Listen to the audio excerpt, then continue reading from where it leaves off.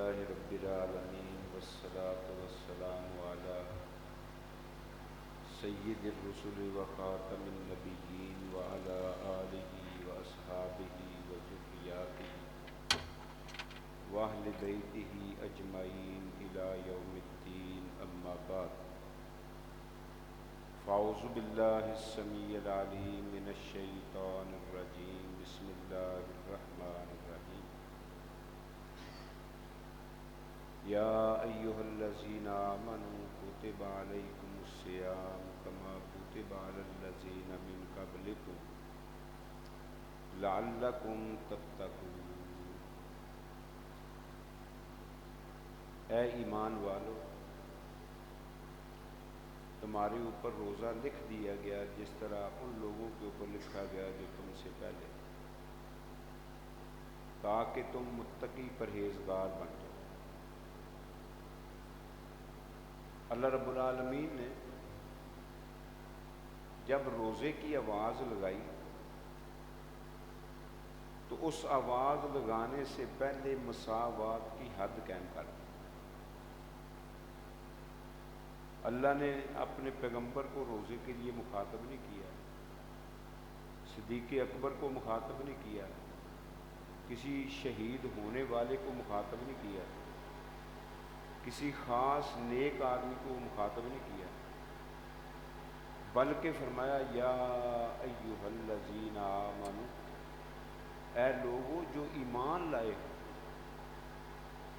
تو ایمان کے اندر نبی بھی شامل ہے، ولی بھی شامل ہے، صدیق بھی شامل ہے، شہید بھی شامل ہے، نیک آدمی بھی شامل ہے، محدث مفسر بھی شامل ہے، عام مسلمان بھی اس کے اندر شامل ہے۔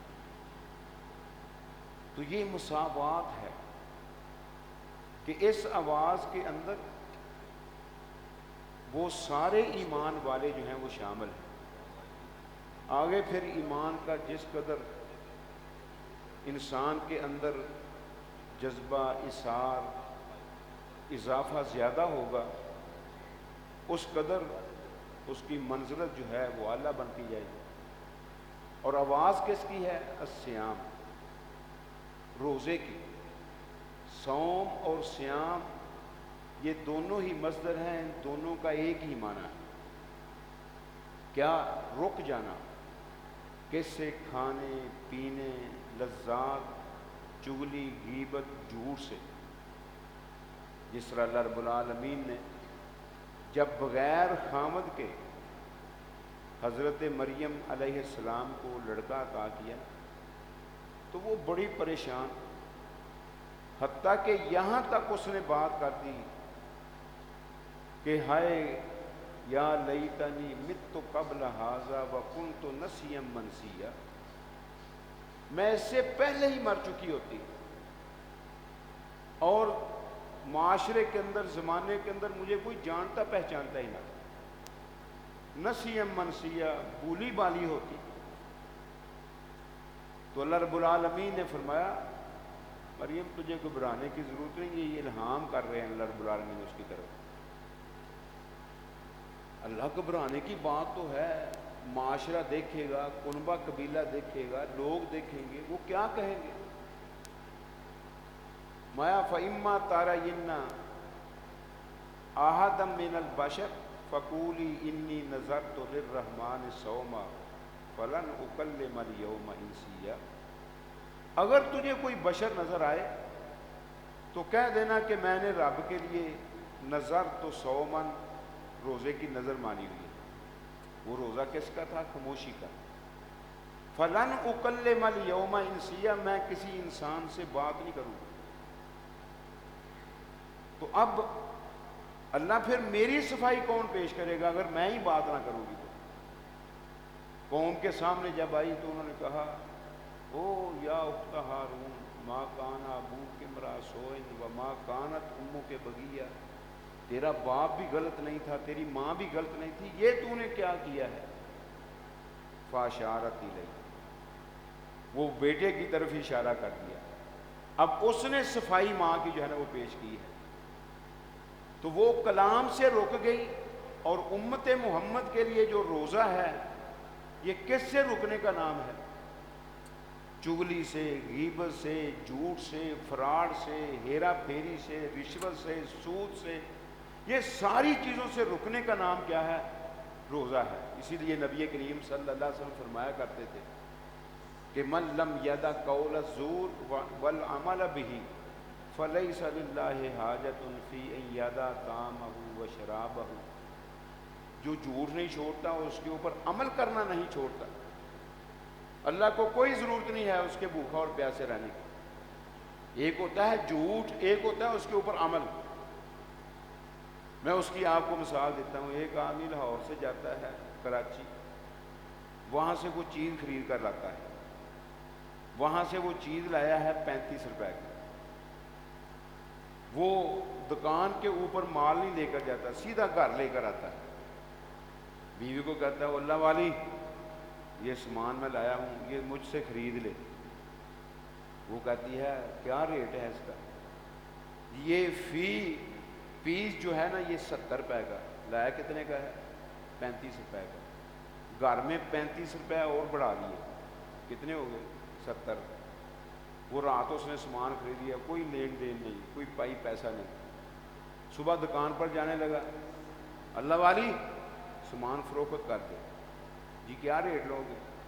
جی فی پیس جو ہے نا وہ میں 100 روپے کر لوں۔ اب گھر کے اندر اس نے کتنے بڑھا لیے؟ 65 روپے۔ دکان پر لے گیا، اب سیدھا سادہ گاہک آ گیا، جی یہ چیز چاہیے، ہاں لے لو۔ کیا ریٹ ہے جی اس کا؟ یہ گھر میں 100 روپے کی پڑی ہے، گھر میں 100 روپے کی پڑی۔ وہ کہتا ہے اتنی بڑی دکان ہے، اتنے ملازم ہیں، اور اتنی اس کا بجلی کا خرچہ ہے، بلوں کا خرچہ ہے، واقعی یہ مستحق ہے 10 روپے کا فی پیس کے اوپر۔ وہ 110 روپے کی وہ خرید کر لے جاتا ہے، وہ اپنی دکان پر جا کر رکھ کر وہ غریب کی کھال جو ہے وہ اتار دیتا ہے۔ وہ سارا بوجھ کس کے اوپر پڑا؟ وہ غریب آدمی کے اوپر۔ یہ جھوٹ بھی بول رہا ہے، اس کے اوپر عمل بھی کر رہا ہے۔ اب روزہ بھی رکھا ہوا ہے شاہ صاحب نے، تو بتلاؤ ایسے روزے کا کوئی فائدہ ہے کہ تو جھوٹ بھی بولتا جا رہا ہے، جھوٹ کے اوپر عمل بھی کر رہا ہے، اور روزہ بھی تو نے رکھا ہے، اور مقصد تیرا یہ ہے لعلکم تتقون، تاکہ متقی پرہیزگار بن جاؤ۔ تو ایسے روزے کا کوئی انسان کو فائدہ نہیں ہے۔ اس لیے اللہ رب العالمین نے کیسی پیاری آواز لگانے کے بعد فرمایا کتب علیکم الصیام کما کتب علی الذین من قبلکم لعلکم تتقون، تاکہ تم متقی پرہیزگار بن جاؤ۔ اور جس کے اندر پھر تقوی آ جاتا ہے، اللہ رب العالمین اس کے ساتھ پھر برتاؤ بہت اچھا کرتا ہے۔ وہ کیا برتاؤ ہے؟ امام کائنات جناب محمد الرسول اللہ صلی اللہ علیہ وسلم من صام رمضان ایمانا واحتسابا غفر لہ ما تقدم من ذنبہ، جس نے روزہ رکھا اپنے ایمان کو بچانے کے لیے۔ یہ پتہ میں نے معنی کیوں کیا ہے؟ اس لیے کیا ہے کہ اللہ رب العالمین نے روزے کی آواز ہی ایمان والوں کو لگائی ہے۔ جو روزے کا قولن یا عملاً انکاری ہے وہ دائرہ اسلام سے خارج ہے، اور اگر شرعی قوانین کے مطابق حکومتیں عمل کریں تو ایسا آدمی جو ہے وہ واجب القتل ہے۔ اپنے ایمان کو بچانے کے لیے اس نے روزہ رکھا، اور اللہ سے ثواب حاصل کرنے کے لیے روزہ رکھا۔ اور ثواب روزے کا کیا ہے؟ نبی کریم صلی اللہ علیہ وسلم کی حدیث سنیں، آپ نے فرمایا لِكُلِّ عَمَلٍ كَفَّارَةٌ اِلَّا الصَّوْمَ فَإِنَّهُ لِي وَأَنَا أَجْزِي بِهِ۔ رب تبارک و تعالی خود فرماتے ہیں کہ ہر عمل کا ایک کفارہ ہے، ہر عمل کے لیے کفارہ ہے، مگر روزے کے لیے کفارہ کوئی نہیں، وہ میرے لیے اور اس کی جزا میں آپ دوں گا۔ اس کے ساتھ جب دوسری حدیث آپ ملائیں گے نا پھر آپ کو اس کی سمجھ آئے گی۔ نبی کریم صلی اللہ علیہ وسلم نے فرمایا انسان کو جب قبر کے اندر رکھا جاتا ہے نا، آتاہ العذاب من قبل رجلی، اس کے پاس عذاب آتا ہے اس کے پاؤں کی طرف سے۔ جب پاؤں کی طرف آ کر عذاب کھڑا ہو جاتا ہے نا کہ میں یہاں سے شروع ہوں، درمیان میں پہنچوں، درمیان سے اس کے سر تک پہنچوں، سارے کے سارے اس انسان کو میں اپنی لپیٹ میں لے لوں، وہ عذاب ابھی کھڑا ہوتا ہے، ادھر سے نماز آ جاتی ہے۔ نماز آ کر کہتی ہے اللہ پاؤں کی طرف سے اس بندے کے اوپر عذاب مسلط نہ کرنا۔ اللہ فرماتے ہیں کیوں؟ وجہ، اللہ میں تیرا فریضہ ہوں نماز، یہ جو آدمی ہے جس کے پاؤں کی طرف عذاب آ چکا ہے، ان پاؤں کے اوپر چل کر یہ مساجد کی طرف جاتا رہا، وہاں نماز ادا کر کے پھر اپنے گھر کی طرف انہی پاؤں کے اوپر چل کر جاتا رہا۔ اللہ اگر میں واقعی تیرا فریضہ ہوں، یہ تو مجھے ادا کرتا رہا ہے، تو اس کے پاؤں کی طرف سے اس کے اوپر عذاب مسلط نہ کرنا۔ پھر وہ عذاب آ جاتا ہے ہاتھوں کی طرف۔ یہ صحیح حدیث ہے، صحیح بخاری کے اندر، اور اس کی تشریح مسند احمد کے اندر جو میں آپ کے سامنے کر رہا ہوں۔ جب ہاتھوں کی طرف عذاب آتا ہے نا تو صدقہ آ جاتا ہے۔ صدقہ کہتا ہے اللہ اس کے اوپر ہاتھوں کی طرف سے عذاب مسلط نہ کرنا۔ اللہ فرماتے ہیں کیوں؟ اللہ اس لیے کہ یہ انہی ہاتھوں کے ساتھ حلال کی کمائی کرتا رہا، پائی پیسہ کماتا رہا، سونا چاندی اکٹھا کرتا رہا، مال و متاع اکٹھا کرتا رہا، مال مویشی اکٹھے کرتے رہا، اور پھر انہی ہاتھوں کے ساتھ اللہ میں جو تیرا پسندیدہ عمل ہوں۔ کیوں؟ صدقے کے متعلق امام کائنات میں تطفئ غضب الرب، یہ رب کی ناراضگی کو مٹا دیتا ہے، اور صدقہ آگ سے ڈال کا سبب بن جاتا ہے۔ اور صدقہ جو ہے یہ اللہ رب العالمین کو بڑا پیارا ہے، تو وہ صدقہ کہتا ہے کہ اللہ ہاتھوں کی طرف سے اس کے اوپر عذاب مسلط نہ کرنا، کیونکہ ان کے ساتھ تو یہ صدقہ کرتا رہا ہے۔ اللہ رب العالمین پھر ہاتھوں کی طرف سے بھی عذاب ٹال دیتا ہے۔ پھر عذاب آ جاتا ہے سر کی طرف۔ جب سر کی طرف عذاب آتا ہے تو قرآن آ جاتا ہے، اور قرآن جب آتا ہے تو وہ کہتا ہے اللہ سر کی طرف سے اس کے اوپر عذاب مسلط نہ کرنا۔ جی کیوں؟ وہاں بعض شارحین نے 3 وجہ بیان کی ہیں اور بعض نے 1 وجہ بیان کی ہے۔ اللہ یہ جو سر کے اندر زبان ہے اس کے ساتھ یہ میری تلاوتیں کرتا رہا ہے، اور رمضان قرآن کا بھی مہینہ ہے نا، شہر رمضان الذی انزل فیہ القرآن ھدی للناس وبینات من الھدی والفرقان۔ اللہ رب العالمین فرماتے ہیں رمضان المبارک کا مہینہ وہ مہینہ ہے جس کے اندر قرآن نازل کیا گیا، اور یہ رمضان کی سب سے بڑی عظمت اور شان اور رفت اور بلندی ہے کہ اللہ رب العالمین نے اپنے آخری پیغمبر پر اپنی آخری کتاب ان کی آخری امت کی ہدایت کے لیے اگر نازل کی ہے تو اس رمضان المبارک کے مہینے کے اندر نازل کی ہے۔ اور سلسلہ احادیث صحیحہ کے اندر 1575 نمبر حدیث علامہ البانی نے کمال کر دی پیارے پیغمبر جناب محمد الرسول کا فرمان نقل کر کے، کہ صرف قرآن ہی نہیں اس مہینے کے اندر اترا، بلکہ جتنے بھی آسمانی صحیفے ہیں، جتنے پیغمبروں کے اوپر وہ نازل ہوئے ہیں وہ رمضان المبارک کے اندر نازل ہوئے ہیں۔ اذا کان اول اللیل من رمضان، جب ہوئی نا پہلی رات رمضان کی تو پھر اس وقت کیا کیا گیا؟ نبی کریم صلی اللہ علیہ وسلم انزلت الصحف علی ابراہیم، یکم رمضان کو ابراہیم علیہ السلام کے اوپر صحیفے نازل کیے گئے، اور ان صحیفوں کا ذکر قرآن کے اندر بھی ہے۔ یہ تو اللہ کے نبی صلی اللہ علیہ وسلم فرما رہے ہیں نا، قرآن کے اندر بھی ذکر ہے۔ کہاں؟ اللہ فرماتے ہیں قد افلح من تزکا وذکر اسم ربہ فصلی بل تؤثرون الحیاۃ الدنیا والآخرۃ خیر وابقی ان ھذا لفی الصحف الاولی صحف ابراہیم وموسیٰ۔ کامیاب ہو گیا وہ آدمی جس نے اپنا تزکیہ نفس کر لیا، اس نے اپنے سینے کی، دل کی، دماغ کی، ذہن کی صفائی کر لی اور اللہ کا نام لیا، نماز پڑھی۔ لوگو تم دنیا کی زندگی کو ترجیح دیتے ہو، حالانکہ آخرت بہتر اور باقی رہنے والی ہے۔ بے شک یہ چیزیں جو ہم قرآن سے آپ کے سامنے بیان کر رہے ہیں یہ پہلے صحیفوں کے اندر بھی موجود ہیں۔ یہ وہ پہلے صحیفے کون سے ہیں؟ صحف ابراہیم و موسیٰ، ابراہیم علیہ السلام کے صحیفے اور موسیٰ علیہ السلام کے صحیفے۔ موسیٰ علیہ السلام کے صحیفوں کو تو سارے ہی جانتے ہیں جو بھی کلمہ گو ہیں، کہ ان کے اوپر اترنے والی کتاب صحیفہ کیا تھا؟ تورات۔ تو موسیٰ علیہ السلام کے اوپر یہ صحیفہ اترا، اور ابراہیم علیہ السلام کے اوپر صحیفہ اترا ہے، لیکن اس کا نام کیا تھا وہ کسی کو پتہ نہیں ہے، نہ حدیث کے اندر منقول ہے، نہ قرآن کے اندر، صرف صحیفے کا ذکر ہے۔ اور صحیفہ جو ہے ہر آسمانی کتاب کو کہا جاتا ہے، جس طرح اللہ کے نبی صلی اللہ علیہ وسلم کی حدیث ہے، لا تسافر بالمصحف الی ارض العدو، صحیفے کو لے کر دشمن کی سرزمین کی طرف سفر نہ کرنا۔ صحابہ نے پوچھا کیوں اللہ کے پیارے فرمایا وہ اگر تمہارے اوپر غالب آ گئے قرآن کو پکڑ کر اس کی کیا کریں گے؟ توہین کریں گے۔ اور واقعی مشرک، کافر، یہودی، عیسائی جو ہے وہ قرآن کی توہین کرتا ہے۔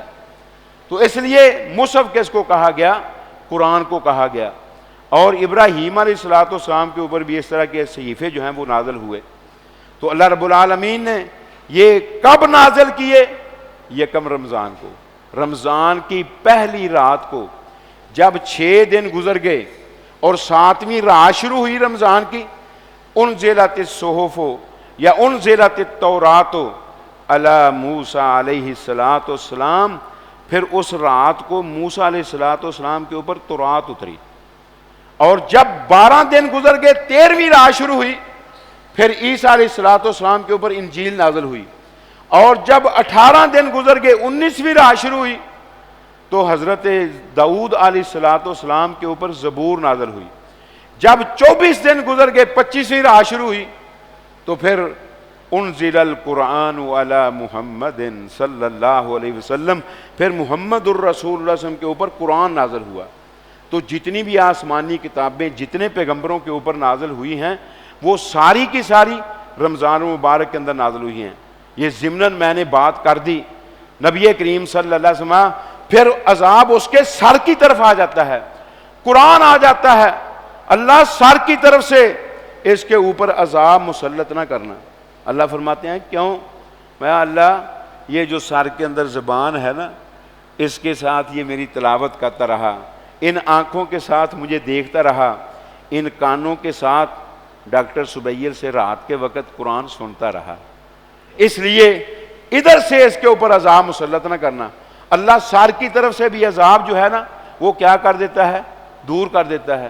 اور بندے تھا مستحق عذاب کا ہی، لیکن تیرے سفارشی بہت وزنی اور بہت بارے ہیں، ان کی سفارش کی وجہ سے جا، میں نے تیرا قبر کے اندر ہونے والا عذاب جو ہے وہ دور کر دیا ہے۔ اور محشر کا میدان ہوگا، یہی آدمی رب کے سامنے کھڑا ہوگا، دور سے روزہ دیکھے گا، الا الصوم فإنہ لی وأنا أجزی بہ، وہ کہے گا یہ بندہ اللہ کے سامنے کھڑا ہے، اگر اس کا حساب و کتاب شروع ہو گیا یہ تو پھنس جائے گا، کیونکہ نبی قسم کی حدیث ہے من نوقش الحساب عذب، جس کو حساب کے لیے رب نے کھڑا کر لیا وہ سمجھو عذاب کے اندر مبتلا کر دیا گیا۔ ہاں جس کو حساب کے لیے رب نے کھڑا نہ کیا اس کے 100% چانس ہیں، آئیں گے شہداء، خون گر رہا ہوگا، اللہ کی بارگاہ کی طرف جا رہے ہوں گے، اللہ پوچھے گا کدھر آ رہے ہو؟ اللہ حساب دینے گے، اور تم نے کیا حساب دینا؟ تمہارے تو خون گواہی دے رہے ہیں، تم نے اپنی جان کا نذرانہ بھی میرے راستے میں پیش کر دیا، جاؤ یہ میری جنت کے گیٹ کھلے ہوئے ہیں، ان کے اندر داخل ہو جاؤ۔ وہ باب الجہاز سے داخل ہو جائیں گے۔ تو خیر جس کو حساب کے لیے رب نے کھڑا کر لیا وہ عذاب کے اندر چلا گیا، روزہ دیکھے گا، آ جائے گا دوڑتا ہوا، اور اللہ کے اور بندے کے درمیان کھڑا ہو جائے گا ڈال بن کر۔ ایک حدیث کے اندر آتا ہے الصوم جنۃ، روزہ ڈال ہے، کس سے؟ عذاب سے بچانے کے لیے۔ اب اللہ کے سامنے کھڑا ہو جائے گا، اللہ یہ جو سامنے تیرے بندہ کھڑا ہے منعتہ الطعام والشہوات، میں نے اس کو کھانے سے بھی روک کر رکھا ہے رمضان مبارک کے مہینے کے اندر، اور میں نے اس کو لذات سے، خواہشات سے، شہوات سے بھی روک کر رکھا۔ اللہ فرمائیں گے تو پھر کیا کہتا ہے؟ صحیح ابو داؤد کے اندر صحیح سند کے ساتھ روایت ہے، اللہ فشفینی فی، اس کے حق میں میری سفارش قبول کر لے، اس کو معاف کر دے۔ اللہ رب العالمین ابھی اس کو کوئی جواب نہیں دیا، دوسری طرف سے قرآن دیکھے گا وہ بھی آ جائے گا، اللہ منعتہ النوم، میں نے رات کے وقت اس کو سونے نہیں دیا، اور ایک روایت کے اندر والراحہ، میں نے اس کو آرام سے بھی روک کر رکھا۔ اچھا پھر تو کیا کہتا ہے؟ فشفینی فی، اللہ میری بھی اس کے حق میں سفارش قبول کر لے۔ امام کائنات میں جب یہ دونوں سفارش کریں گے فیشفعان، ان کی سفارش کو رب قبول کر لے گا۔ اور لوگوں میدان معاشر میں کئی آوازیں لگیں گی، اور ایک ان میں سے آواز یہ بھی لگے گی، اللہ فرمائیں گے این الصائمون، اوے کہاں ہیں روزے دار؟ فرشتے کہیں گے اللہ یہ گھوم پھر رہے ہیں، ان کو کیا کہنا ہے؟ فرمایا الیوم اجزیہم، میرا یہ جی چاہتا ہے کہ آج ان کے روزے کی جزا میں خود رب عطا کروں۔ اور جزا کیسے رب عطا کرے گا؟ وہ معاشر کے میدان کی طرف چلیں گے، پرسرات سے عذاب سے بچتے ہوئے وہ پہنچ جائیں گے جنت کے گیٹوں کی طرف، اور 70 سال کی مسافت جو ہے، ادھر بھی فرشتے جو ہیں وہ کھڑے ہوں گے استقبال کے لیے، ادھر بھی کھڑے ہوں گے استقبال کے لیے، اور سپیڈ روزے دار کی پتہ کیا ہوگی؟ میں قربان جاؤں پیارے پیغمبر جناب محمد الرسول اللہ، جو پہلا زمرہ جنت کی طرف جائے گا ان کی رفتار جو ہے طرف، وہ کس کی ہوگی؟ وہ آنکھ کی رفتار ہوگی، اور ساری رفتاروں میں سے تیز رفتار وہ آنکھ کی رفتار ہے۔ دیکھو نا، ایک سیکنڈ وہ انسان زمین کی طرف دیکھتا ہے، سیکنڈ کے اندر وہ آسمان کی طرف دیکھتا ہے، 500 سال کی مسافت طے کر جاتی ہے۔ کون؟ آنکھ۔ اس سپیڈ کے ساتھ جا رہے ہیں، اور حالت کیا ہے؟ لعلکم تتقون، تاکہ تم متقی پرہیزگار بن جاؤ۔ اللہ رب العالمین کا قرآن نقشہ کھینچتا ہے، وَسِیقَ الَّذِینَ اتَّقَوْا رَبَّهُمْ إِلَى الْجَنَّةِ زُمَرًا حَتَّىٰ إِذَا جَاءُوهَا وَفُتِحَتْ أَبْوَابُهَا وَقَالَ لَهُمْ خَزَنَتُهَا سَلَامٌ عَلَيْكُمْ طِبْتُمْ فَادْخُلُوهَا خَالِدِينَ۔ اللہ رب العالمین فرماتے ہیں ان لوگوں کو جو اپنے رب سے ڈرتے رہے، روزے رکھتے رہے، نمازیں پڑھتے رہے، حج عمرے کرتے رہے، زکاتیں ادا کرتے رہے، رب کے فرامین کے مطابق زندگی گزارتے رہے، ان کو جنت کی طرف چلایا جائے گا زمرہ، جماعتوں کی شکل میں، گروہوں کی شکل میں، اور ہاتھوں میں ہاتھ ڈالے ہوں گے، وہ جنت کی طرف جا رہے ہوں گے۔ اور کتنا بڑا ان کے لیے گیٹ کھولا جائے گا۔ آپ نے فرمایا اس گیٹ کی مسافت مشرق سے لے کر مغرب تک جتنی مسافت نا، اتنا بڑا وہ گیٹ ہوگا، اور اس کے اوپر ایک وقت ایسا بھی آئے گا، اتنا رش ہو جائے گا، لوگوں کے کندھے جو ہیں اس سے گزرنے کے وقت وہ کندھے نکل جائیں گے، پھر رب ان کو صحیح کر کے جنت کے اندر داخل کرے گا۔ اور وہ ریان رئی سے نکلا ہے، رئی کا معنی ہوتا ہے سرابی۔ اللہ رب العالمین باب الریان سے گزرنے والے کے بھوک اور پیاسیں ساری کی ساری اللہ رب العالمین صرف گزرنے کی وجہ سے بغیر کھائے پیے دور کر دے گا، اور جس کی حالت یہ ہے کہ اس سے گزرنے کے وقت ہی بھوک پیاس ختم ہے، جب اس جنت کے اندر چلا جائے گا پھر کیسی کیسی نعمتیں اس کو ملے گی۔ اسی لیے رب العالمین فرماتے ہیں اوے اعددت لعبادی الصالحین، میں نے اپنے ان نیک بندوں کے لیے ایسی نعمتیں تیار کی ہیں، ما لا عین رأت ولا اذن سمعت ولا خطر علی قلب بشر، جن کو آج تک کسی آنکھ نے دیکھا نہیں، کسی کان نے سنا نہیں، کسی بشر کے دل کے اندر کبھی ان نعمتوں کا کھٹکا بھی پیدا نہیں ہوا۔ ایسی نعمتوں کے اندر رب العالمین ان کو جو ہے نا وہ داخل کر دے گا۔ میں قربان جاؤں، ایک حدیث کے اندر آتا ہے نبی کریم صلی اللہ علیہ وسلم جب جنتی اپنے محل کے اندر پہنچے گا نا تو اس کا چوکی دار، پہرے دار، وہ گیٹ کھولنے کے لیے وہ گیٹ کی طرف آئے گا نا، جب گیٹ اس طرح کھولے گا وہ سمجھے گا شاید یہ میرا رب ہے، اس کے سامنے جھکنے، وہ کہے گا نا نا نا نا، میں رب نہیں ہوں، میں تو تیرا غلام ہوں۔ اور جس محل کا غلام اتنا اعلیٰ ہے، اس محل کے اندر بیٹھی ہوئی حور کتنی اعلیٰ ہوگی، اور اس حور کو حاصل کرنے والا یہ متقی پرہیزگار جس کو جنت کی طرف چلایا جا رہا ہے، یہ کتنا اعلیٰ ہوگا۔ اس لیے اس رمضان کی قدر تم کر لو، انشاءاللہ اللہ رب العالمین پھر تمہاری قدر کرے گا۔ آج تم اللہ کے سامنے جھک جاؤ، کل قیامت کو جنت کی ہر نعمت رب العالمین تمہارے لیے جھکا دے گا، تمہارے لیے جھکا دے گا۔ قطوفہا دانیہ کی تشریح ذرا پڑھو کہ اس کے میوے پھل جو ہیں وہ قریب کر دیے جائیں گے۔ انسان لیٹا ہوگا، چوٹی کے اوپر پھل لگا ہوا ہے، جی چاہے گا وہ پھل میں کھاؤں، اللہ کہے گا چلو پھل اس کے منہ کے آگے چلا جا۔ بیٹھا ہے پھر بھی سامنے، کھڑا ہے پھر بھی سامنے، اور وہاں ڈانگیں لے کر اور چھڑیاں لے کر ان پھلوں کو اتارنے کی ضرورت نہیں پڑے گی، وہ خود تمہارے منہوں کے آگے آ جائیں گے۔ تو اللہ رب العالمین یہ نعمتیں تمہیں جو ہے وہ عطا کرے گا، اور وہ نعمتیں بھی ایسی وَلَهُمْ فِيهَا نَعِيمٌ مُقِيمٌ جو ہمیشہ ہمیشہ رہنے والی ہیں۔ اب یہ آ رہا ہے جنتی گروہوں کی شکل میں، اب فرشتے کھڑے ہیں اور دائیں طرف والے فرشتے کہہ رہے ہیں سلام علیکم، تمہارے اوپر سلامتی ہو. اور ادھر والے فرشتے کہتے ہیں طب تم بہت اچھے ہو، سلام علیکم طب تم. کبھی ادھر والے سلام، کبھی ادھر والے، اور کبھی ادھر والے طب تم کا لفظ، کبھی ادھر والے طب تم کا لفظ. اور آگے آگے دیکھا نہیں آپ نے، یہاں جو پروٹوکول ملتے ہیں وزیروں کو مشیروں کو، آگے روٹر ہوتا ہے، پیچھے سکوٹر ہوتا ہے، درمیان میں لکا کبوتر ہوتا ہے، وہ جا رہا ہے پروٹوکول کے ساتھ. اللہ رب العالمین آگے آگے فرشتے جانے والے وہ کیا کہہ رہے ہوں گے ان کو؟ وہ کہیں گے فادخلوہا خالدین، اور ان جنتوں کے اندر داخل ہو جاؤ، کبھی تمہیں نکالا نہیں جائے گا. یہاں D S P, S P اور اسی طریقے سے وزیر مشیر، اس وقت تک محلات ان کے حوالے ہوتے ہیں جب تک ان کا عہدہ برقرار رہتا ہے. جب عہدہ ختم وہ محل بھی ختم.